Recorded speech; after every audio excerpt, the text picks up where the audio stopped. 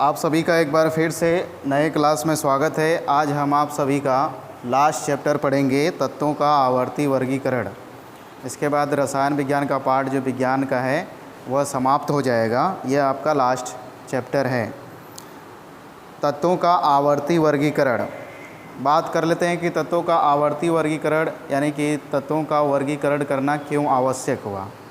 दिन पर दिन बहुत सारे तत्वों की खोज होती जा रही थी और उनका अध्ययन कठिन होता जा रहा था। इसलिए कई वैज्ञानिकों ने तत्वों के अध्ययन के लिए अध्ययन को या सरल बनाने के लिए अपना एक प्रयास किया, जिसे हम बोले कि तत्वों का वर्गीकरण करने के लिए विकास हुआ।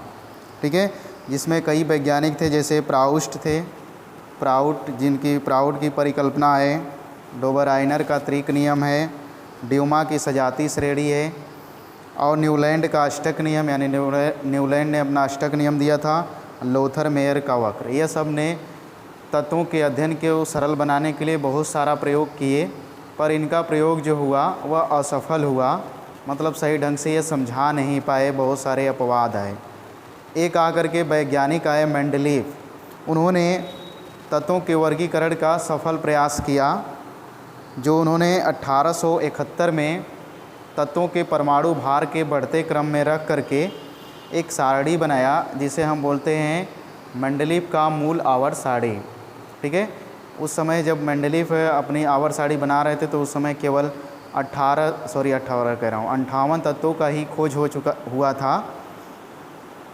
तो उन्होंने तत्वों का जो परमाणु भार होता है उसके बढ़ते क्रम में रख करके एक सारणी बनाया, जिसे हम बोलते हैं मेंडलीफ की मूल आवर्त सारणी। ठीक है, वह हम पहले की बात कर रहे हैं, 1871 की बात कर रहे हैं या 2020 की बात नहीं। कुछ लोगों के दिमाग में हो सकता है कि आप जो अब की जो आवर्त सारणी आप देखते हो वह दिमाग में उनके हो, तो वो सोचेंगे कि ये तो गलत है। तो हम बात कर रहे हैं 1871 में, जब मेंडलीफ ने केवल 58 तत्वों का खोज हुआ था, उस समय जो आवर्त सारणी बनाए थे उसकी बात हम कर रहे हैं यहाँ पे। ठीक है, तो आप उसको लेकर के अपने दिमाग में किसी तरह का डाउट मत उत्पन्न करिएगा। ये जो आप देख रहे हैं मेंडलीफ की मूल आवर्त सारणी, इसमें क्या है कि तत्वों को बढ़ते हुए परमाणु भार के क्रम में रखा गया है। आप यहाँ पर देखिए हाइड्रोजन है, यहाँ लिथियम है 7 है, यहाँ पे बेरिलियम है, इसका परमाणु क्रमांक नहीं जो आप याद रखते हो, ये परमाणु भार है सब, ये बढ़ते हुए परमाणु भार के क्रम में है। वैसे आप सोचेंगे परमाणु क्रमांक तो 6 होता है, यह 12 कहाँ से आ गया, तो ये परमाणु भार है।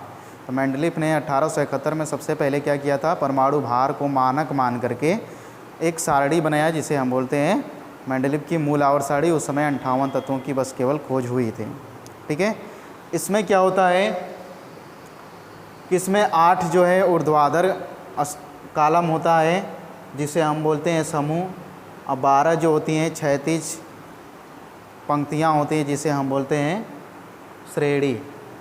ठीक है, और इसमें ये आप देख लीजिए मेंडलीफ की मूल आवर्त सारणी में ये आपका समूह 8 है, 1 2 3 4 5 6 7 8, और ये आपकी श्रेणी है जो क्षैतिज लाइन है 12 है। इन सब को तत्वों को हम रखे हैं किसमें, यानी मेंडलीफ ने रखा था परमाणु भार के बढ़ते हुए क्रम में। यहाँ देख रहे हैं लिथियम है, बेरिलियम है, boron, carbon, nitrogen, oxygen, fluorine. ठीक है, और यहाँ पर देखिए इसी तरह यह भी है, पोटेशियम है, कैल्शियम है, इसको परमाणु भार के बढ़ते हुए क्रम में रखा गया है। ठीक है, और देखिए यहाँ पे बीच बीच में कहीं कहीं छूटा हुआ जगह है, आपको यहाँ पर दिखाई दे रहा है, यहाँ पे ऐसे ये छूटने का मतलब क्या है कि इस समूह में जो भी तत्व आएंगे वह सब एक गुण के रहेंगे। मतलब एक गुण का मतलब क्या होता है कि उनका जो गुण होगा, रासायनिक गुण चाहे भौतिक गुण, सब बराबर होगा, एक जैसा होगा। तो यहाँ छोड़ने का मतलब कि आगे चल के जो तत्वों की खोज होगी तो उसको यहाँ पे हम आसानी से उस गुण वाले को रख देंगे। जैसे इस गुण में hydrogen, lithium, sodium, potassium, rubidium और सीजियम है। अगर मान लेते हैं कि और भी तत्व खोज हुआ और इनके गुण जैसा वह तत्व मिला, तो हम इन कैटेगरी में रखते चले जाएंगे। यह इनका मेंडलीफ का मतलब था बनाने का ये आवर्त सारणी। यहाँ पर भी देखिए कुछ गैप है, जैसे बोरान है, एल्युमिनियम है, यहाँ पे और तत्वों की खोज नहीं होने के कारण यहाँ पे जगह को छोड़ दिया गया है। यानी बोरान, एल्युमिनियम के जैसे गुण वाले किसी नए तत्व का खोज होगा तो यहाँ पे परमाणु भार के क्रम में रख दिया जाएगा। तो यही मेंडलीव का मूल आवर्त सारणी है। ठीक है, इसके बाद आती है मेंडलीव की मूल आवर्त नियम। ठीक है, मेंडलीव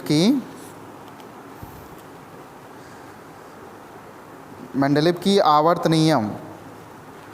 ठीक है, या कह सकते हैं इसको मेंडलीव का मूल आवर्त नियम। तो मेंडलीव ने क्या बताया था कि जो तत्वों का भौतिक और रासायनिक गुण होता है वह परमाणु भार के आवर्ती फलन होते हैं।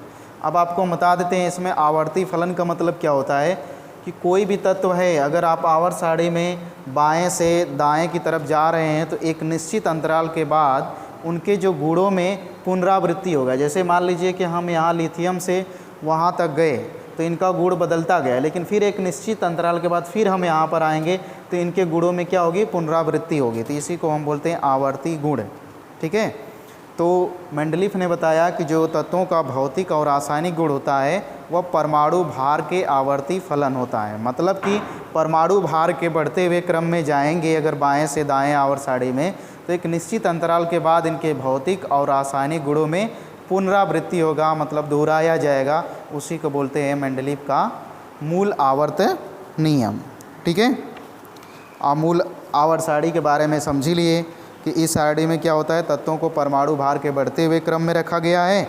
इस सारणी में 12 क्षैतिज लाइनें हैं जिसे हम श्रेणी कहते हैं, और 8 ऊर्ध्वाधर कालम है जिसे हम समूह कहते हैं। और बीच बीच में कहीं कहीं पे जगह छोड़ा गया है ताकि नए तत्व की खोज हो तो वहाँ पे आसानी से रख दें। ठीक है, फिर इसके बाद आता है कि मेंडलीव की जो मूल आवर्त सारणी है उसका लाभ क्या है, मतलब इससे क्या लाभ होता है। तो इससे क्या होता है कि तत्वों के गुणों को अध्ययन करने में सुविधा होता है। मतलब कि एक समूह के जो तत्व होंगे उनके गुण क्या होंगे, उनका भौतिक और रासायनिक गुण क्या होगा, समान होगा, यानी कि तत्वों के गुणों के अध्ययन में सुविधा हो जाती है। फिर सही परमाणु भार ज्ञात करने में सहायता मिलती है, हमें परमाणु भार ज्ञात करने में इससे क्या होता है, सहायता मिलता है। और नए तत्वों की खोज तथा अनुसंधान में सहायता, मतलब जो नए तत्व की खोज होगी तो उसमें हमें सुविधा मिलेगा इसमें रखने के लिए। तो ये होता है मुख्य रूप से मेंडलीव की मूल आवर्त सारणी के लाभ। अब बात कर लेते हैं मेंडलीव की मूल आवर्त सारणी के दोष क्या हैं। तो पहला है कि परमाणु भारों के क्रम में परिवर्तन। ठीक है, मतलब क्या है कि यहाँ पे तत्व को रखा गया, जैसे ये कैल्शियम है 40 है, तो ये 48 टाइटेनियम को रखना चाहिए यहाँ पर इसका जगह छोड़ करके यहाँ पे रख दिया है। ये इनका एक कमी हो गया। अगर आप परमाणु भार के बढ़ते क्रम में रख रहे हैं तो एक सीरियल से रखिए, बीच बीच में जगह छोड़ रहे हैं, ये इनकी एक कमी हो गया। ठीक है, अनेक नए तत्वों के लिए उचित स्थान का अभाव, इसमें अगर और नए तत्व खोज हुए तो उसको रखने के लिए प्रॉब्लम आ सकती है। जैसे इसके और इसके बीच में मान लेते हैं आ गया, चाहे कोई और नया तत्व आ गया एक जैसा, अगर जगह नहीं मिला तो उसके लिए दिक्कत होगी, यानी परेशानी होगी। तो वह भी एक तरह का इनका दोष है। और समस्थानिक और समभारिकों की खोज में, अगर मान लीजिए किसी तत्व का समस्थानिक जैसे हाइड्रोजन का 3 समस्थानिक होता है मेन रूप से, प्रोटियम, ड्यूटेरियम और ट्राइटियम, यानी 1H1, 1H2 और 1H3। तो अब इन सब का अगर रखना पड़ेगा तो कहाँ पे रखोगे। जैसे यहाँ पे हाइड्रोजन को हम रख दिया, अगर इसके और समस्थानिक खोज हुआ तो उसको कहाँ पे रखेंगे। तो ये भी इनका क्या है, क्या बोलते हैं, दोष है। फिर इसके बाद इन्होंने बताया है कि तत्वों का जो मूल लक्षण होता है परमाणु भार होता है, पर आधुनिक खोजों से ये पता चला है कि तत्वों का मूल लक्षण परमाणु क्रमांक होता है। तो ये भी इनका दोष है। ठीक है, अब इसके बाद हम बात कर लेते हैं मेंडलीव की संशोधित आवर्त सारणी। मतलब इनमें जो कमियां पाई गई, मेंडलीव की जो मूल आवर्त सारणी थी 1871 में बनाए थे, उसमें जो कुछ कमियां पाई गई उसको संशोधन किया गया। तो एक वैज्ञानिक थे मोसले नाम करके थे, इन्होंने 1913 में, ठीक है, 1913 में जो मेंडलीव की मूल आवर्त सारणी थी उसका संशोधन करके एक नया आवर्त सारणी बनाया जिसे हम बोलते हैं आधुनिक आवर्त सारणी। ठीक है, मेंडलीव की आधुनिक आवर्त सारणी, और उसी पर उन्होंने बनाया मेंडलीव का आधुनिक आवर्त नियम। तो बदल जाएगा, इसमें क्या किया गया, मोसले ने अपना प्रयोग किया और देखे कि जो तत्वों का मूल लक्षण है वह परमाणु भार न होकर के परमाणु क्रमांक होता है। तो इन्होंने क्या कहा, मोसले ने क्या किया कि जो मेंडलीव पहले बनाए थे परमाणु भार को मानक मान के, तो इन्होंने नया आवर्त सारणी बनाया परमाणु क्रमांक को मानक मान के। तो मोसले ने ये कहा कि जो तत्वों का भौतिक और रासायनिक गुण होता है वह परमाणु क्रमांकों के आवर्ती फलन होते हैं। ठीक है, परमाणु क्रमांकों के आवर्ती फलन होते हैं, न कि परमाणु भार के। तो ये होता है आधुनिक आवर्त नियम। ठीक है, अब बात करेंगे हम कि जो आधुनिक आवर्त सारणी है मेंडलीव का, उसको अगले क्लास में देख लेंगे कि मेंडलीव की जो संशोधित आवर्त सारणी है उसमें कैसे कैसे आवर्त बना, कैसे वर्ग बना, कौन से तत्व कहाँ पर रखे गए, इन सब के बारे में हम अगले क्लास में बताएंगे। तो आज के लिए बस इतना ही, क्योंकि ये जो बात है मेंडलीव की संशोधित आवर्त सारणी ये थोड़ा लंबा पड़ेगा, इसलिए वीडियो ज़्यादा लंबा हो जाएगा, इसलिए मैं इसको यहीं पर रोक करके समाप्त कर रहा हूँ।